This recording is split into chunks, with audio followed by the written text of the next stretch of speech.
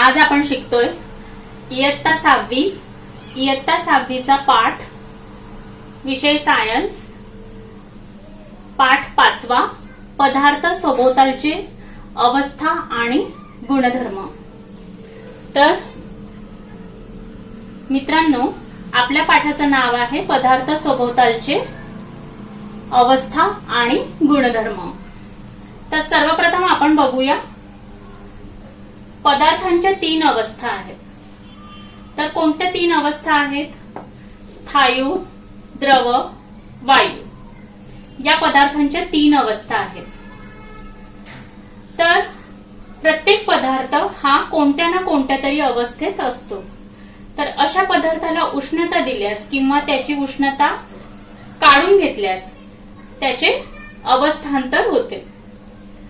तर जे Willard Gibbs या शास्त्रज्ञाने 19व्या शतकात पदार्थांची वैशिष्ट्ये ही त्यांच्या अवस्थांवर आणि कणाच्या संरचनेवर अवलंबून असतात असे दाखवून दिले।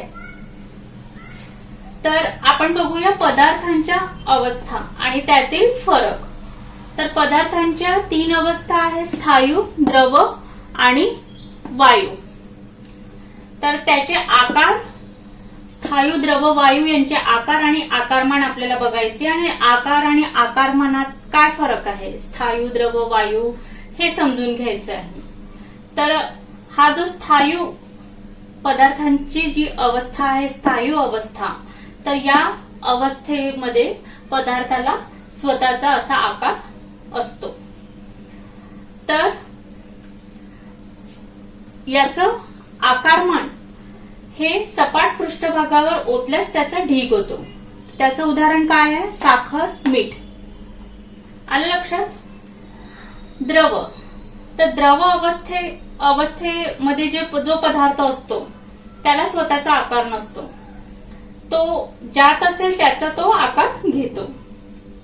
ठराविक आकारमान ठराविक जागा व्यापतात, सपाट पृष्ठभागावर ओतल्यास सगळीकडे पसरतात आणि पृष्ठभागाचा आकार घेतात, उताराच्या दिशेने वाहतात। उदाहरण पाणी, तेल, दूध, जेही द्रव पदार्थ आहे ते सर्व लिक्विड आहे, ते सर्व द्रव अवस्थेमध्ये येतं। आता बघूया आपण वायू अवस्था पदार्थाची। तर वायू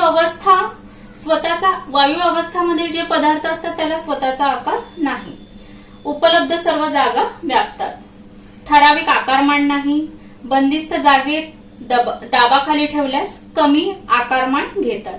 उदाहरण काय आहे वायू अवस्थेचं? हवा, वाफ। तर आता आपण बघूया अवस्थांमधील बदल।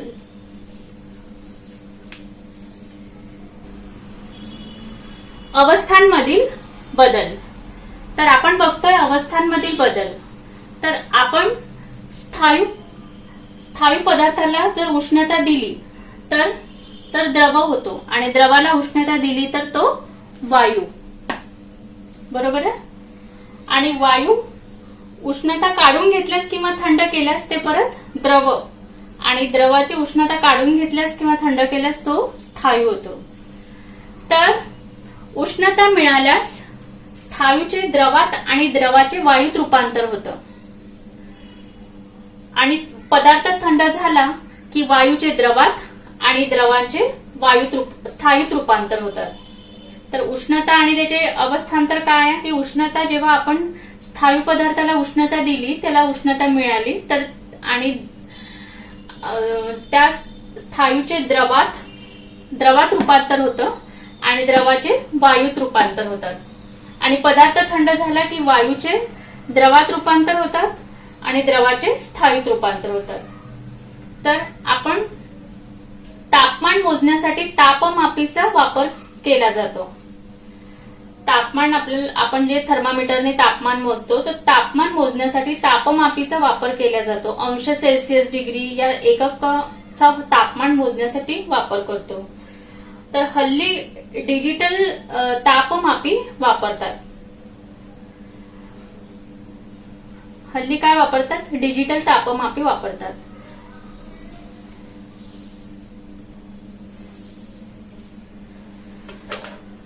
तर आता आपण बघतोय उष्णता पदार्थाला उष्णता दिल्यानंतर त्याचे अवस्थांतर आपण बघितलेले आहे. पदार्थांना तापमान, पदार्थाचे तापमान आणि तापमापी आपण बघितले की तापमान मोजण्यासाठी तापमापीचा वापर केला जातो. आपण आजारी पडलो, आपलं बॉडी टेम्परेचर घ्यायचं राहिलं तर तापमापीने घेतलं जातं. तर ते कशात मोजलं जातं तर अंश सेल्सिअस डिग्री या एककाचा तापमान मोजण्यासाठी वापर होतो. आणि हल्ली डिजिटल तापमापी वापरतात. तर आपण बघूया पदार्थाला उष्णता उत्कलन म्हणजे काय तर उकळणे म्हणजेच उत्कलन. द्रव पदार्थांना उष्णता दिल्यावर त्यांचे बाष्पीभवन होते. जसे जसे तापमान वाढत जाते तसे तसे बाष्पीभवनाचा वेग वाढत जातो. उत्कलन म्हणजेच उकळणे. तर पाणी उकळत ठेवल्यास 100 डिग्री सेंटीग्रेड तापमानाला वाफेचे बुडबुडे पाण्याच्या पृष्ठभागावर येताना दिसतात आणि यालाच काय म्हणतात उत्कलन. तर शुद्ध पाण्याचा उत्कलनांक 100 डिग्री असतो. तर आपण बघूया संघनन. संघनन म्हणजे काय तर संघनन म्हणजेच पाण्याची वाफ थंड झाली की वाफेचेही पुन्हा पाणी होते आणि या क्रियेला संघनन असे म्हणतात. शुद्ध पाण्याचा संघनन बिंदू 100 डिग्री सेंटीग्रेड असतो. तर पाण्याचा उत्कलनांक आणि संघनन बिंदू हा एकच असतो. गोठण. गोठण म्हणजे द्रव पदार्थाचे स्थायू पदार्थात रूपांतर होणे यालाच गोठण असे म्हणतात. ज्या तापमानावर पदार्थाचे गोठण होते त्या तापमानाला त्या पदार्थाचा गोठण बिंदू असे म्हणतात. तर पाण्याचा गोठण बिंदू हा 0 डिग्री सेंटीग्रेड आहे. फ्रीजरचे तापमान हे 18 डिग्री सेंटीग्रेड असते. तर आपण ही आकृती बघतोय की पदार्थाला उष्णता मिळत असतानाची ही आहे उत्कलन. विलियन. आता आपण बघूया विलियन. ते विलियन म्हणजे काय तर स्थायू पदार्थाला उष्णता मिळाल्यावर त्याचे पुन्हा द्रवात रूपांतर होते तर त्याला विलियन असे म्हणतात. पाण्याचा गोठण बिंदू आणि विलियन बिंदू हा एकच आहे. म्हणजे किती 0 डिग्री सेंटीग्रेड. गोठण बिंदू किती आहे 0 डिग्री सेंटीग्रेड. तर प्रत्येक पदार्थाचा विशिष्ट गोठण बिंदू आणि विलियन बिंदू एकच असतो. म्हणजे थंड होत असताना ज्या तापमानाला तो गोठतो त्याच तापमानाला तो गरम केला असता वितळतो. तसेच त्याचा विशिष्ट उत्कलन बिंदू आणि संघनन बिंदू एकच असतो. विलयन आणि संघनन बिंदू एकच असतो. उत्कलन बिंदू आणि संघनन बिंदू हा त्याचा एकच बिंदू असतो. म्हणजे ज्या तापमानाला पदार्थ गरम केला असताना उत्कलन पावतो त्याच तापमानाला थंड होत असताना त्याचे संघनन होते. म्हणजे प्रत्येक पदार्थाचा हा विशिष्ट गोठण बिंदू आणि विलयन बिंदू एकच असतो. म्हणजे पदार्थ थंड होत असताना ज्या तापमानाला तो गोठतो त्याच तापमानाला तो गरम केला असता वितळतो. तसेच त्याचा विशिष्ट उत्कलन बिंदू आणि संघनन बिंदू एकच असतो. म्हणजे ज्या तापमानाला पदार्थ गरम केला असताना उत्कलन पावतो त्याच तापमानाला थंड होत असताना त्याचे संघनन होते. तर अवस्थांतरांचे विविध उपयोग बघूया. तर मेणबत्त्या बनवताना मेण वितळून घेतात आणि शुष्क बर्फ म्हणजेच गोठवलेला कार्बन डायऑक्साईड. तर याचा वापर आईस्क्रीम बनवण्यासाठी व टिकवण्यासाठी केला जातो. रक्तपेशी आणि पशूंचे रेत टिकवण्यासाठी द्रवरूप नायट्रोजन वापरतात. काच बनवताना वाळू वितळवली जाते. दागिने बनवताना सोने व चांदी हे धातू वितळावे लागतात. लोखंड वितळवून अवजारे बनवतात. तर आता बघूया समोर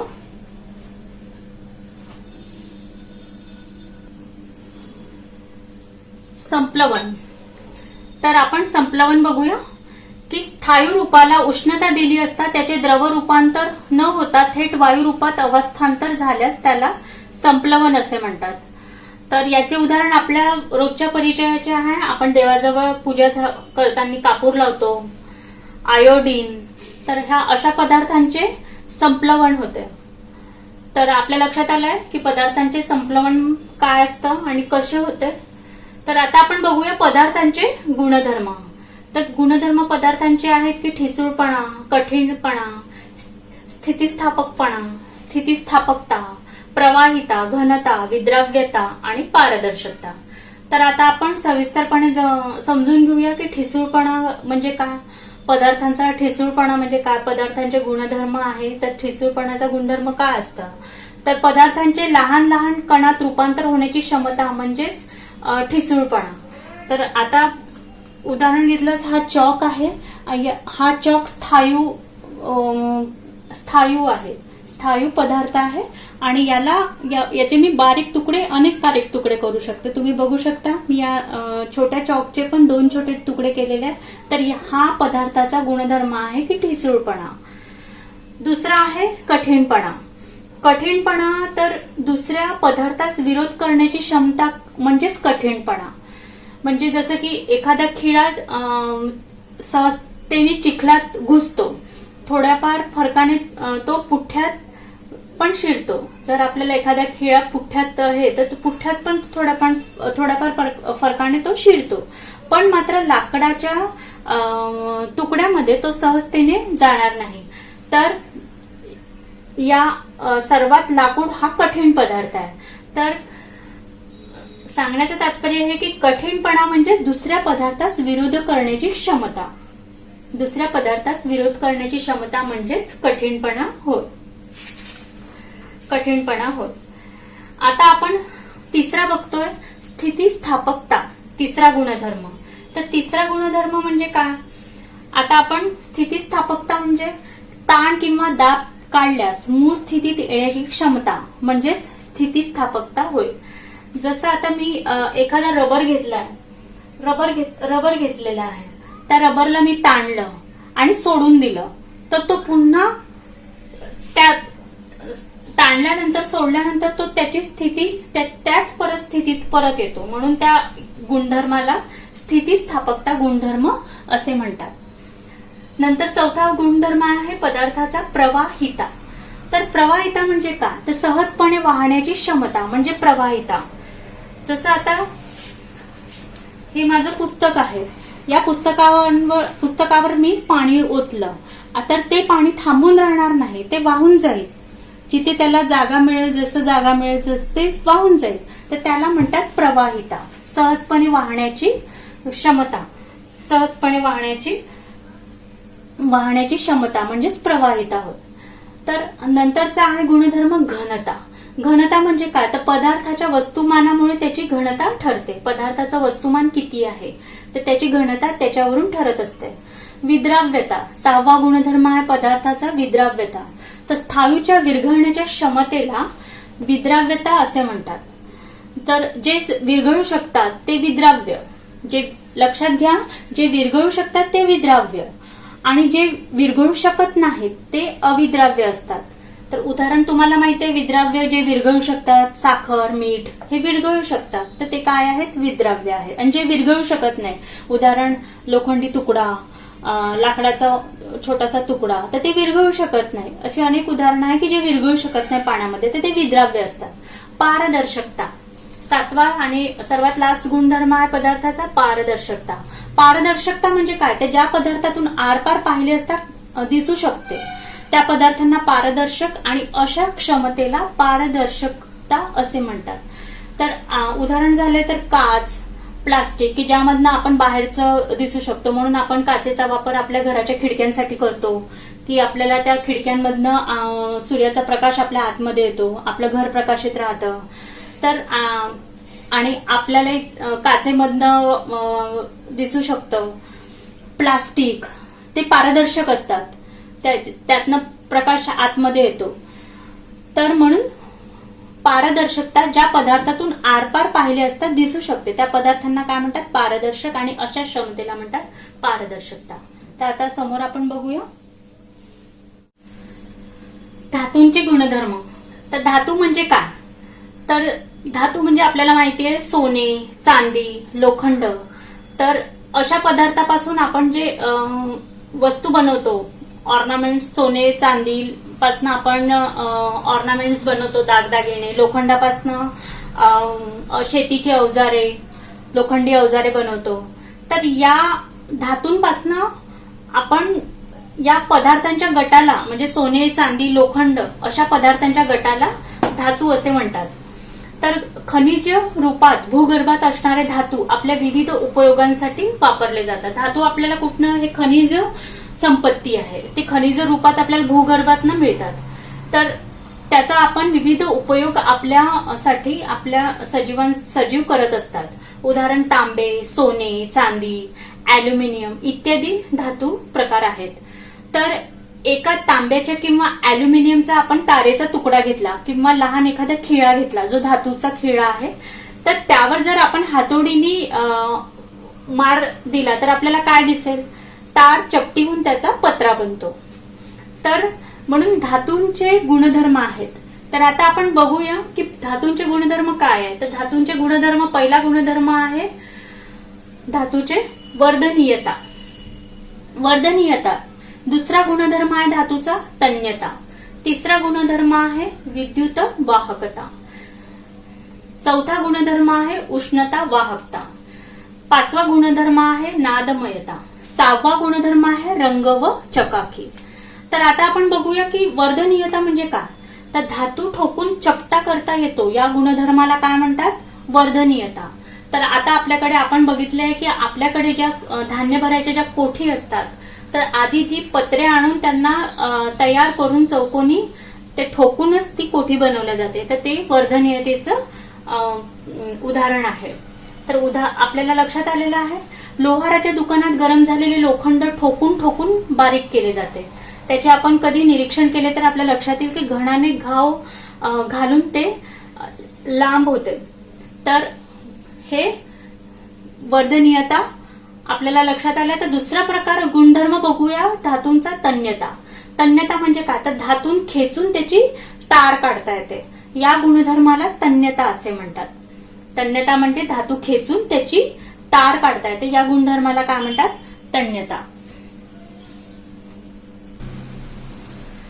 तर भिंतीवर जे लावलेले विजेचे बोर्ड असतात ते लाकडी असतात किंवा प्लास्टिकचे असतात. तर का बरं ते लाकडी किंवा प्लास्टिकचे असतात, तर लाकूड आणि प्लास्टिक यांच्यात विद्युत वाहकता नसते. विजेची जोडणी करताना आपल्याला शॉक बसू शकतो. हे टाळण्यासाठी विजेचा बोर्ड लाकडी किंवा प्लास्टिकचा असतो.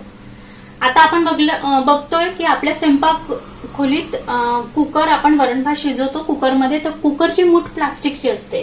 तर ती प्लास्टिकची का असते, तर कुकर हा हिंडालियम या मिश्र धातूचा किंवा इतर धातूंचा बनलेला असतो. तो पेटत्या चुलीवर असला तर तापलेला असतो आणि पटकन आपला हात त्याला चटकन उचलल्यास आपला हात भाजू शकतो. तर हे होऊ नये म्हणून त्याची मूठ प्लास्टिकची असते. प्लास्टिक हे उष्णता वाहक नसते. कुकर गरम असताना प्लास्टिकच्या मुठीमुळे तो उचलताना हात भाजत नाही. त्यामुळे आपण बघतोय की कुकरची मुठी प्लास्टिकची असते. आता आपण नंतरचा गुणधर्म बघूया धातूंचा विद्युत वाहकता. तर विद्युत वाहकता, तर धातू विजेचा प्रवाह वाहून नेऊ शकतो, म्हणजेच त्यात विद्युत वाहकता असते. आपल्याला माहिती आहे तांब्याची तार ही विद्युत वाहकताचं जास्त मोठ्या प्रमाणात उदाहरण आहे. आपण जी इलेक्ट्रिसिटीमध्ये बघतो ती तांब्याच्या तारा असतात त्यामध्ये. नंतरचा आहे चौथा उष्णता वाहकता. तर उष्णता वाहकता म्हणजे धातू उष्णतेचे वहन करू शकतो, म्हणजेच त्याला उष्णता वाहकता असते. तर आपण बघितलेलं आहे की तंबोरा, वीणा किंवा इतर वाद्यांची आपण तार छेडली, घंटा वाजवली, स्टीलच्या डब्यावर आपण चमच्यानी ठोकलं तर काय होतं, लाकडी टेबल, दगडी फरशी यावर आपण काठीने असं मारलं तर काय होतं, तर या दोन्ही आवाजातील आपल्याला फरक आपण लक्षात घेऊ शकतो. तर त्याचं उत्तर काय येईल, नादमय, नाद मधुरता म्हणजे त्या आवाजामध्ये आपल्याला हे. त्याच्यामुळे पाचवा आपला गुणधर्म आहे नादमयता. नादमयता म्हणजेच धातूंवर आघात झाल्यास त्यातून नाद येतो. या गुणधर्माला काय म्हणतात, नादमयता असे म्हणतात. आता धातूंचे रंग व चकाकी. रंग व चकाकी म्हणजे प्रत्येक धातूला त्यांचा विशिष्ट असा रंग व चकाकी असते. आपल्याला माहिती आहे सोने पिवळं असतं, चांदी पांढरी, सिल्वर रंगाची असते चांदी, तांब ब्राऊन रंगाचं असतं. तर सांगायचं तात्पर्य हे की प्रत्येक धातूला त्यांचा विशिष्ट असा रंग व चकाकी असते. तर बच्चे पार्टी, आज आपण पदार्थ सभोवतालचे यामधील पदार्थांच्या अवस्था आणि त्यांचे गुणधर्म हे समजलेलो आहोत, शिकलेलो आहोत. तर इथे आपला हा विषय संपतो आहे.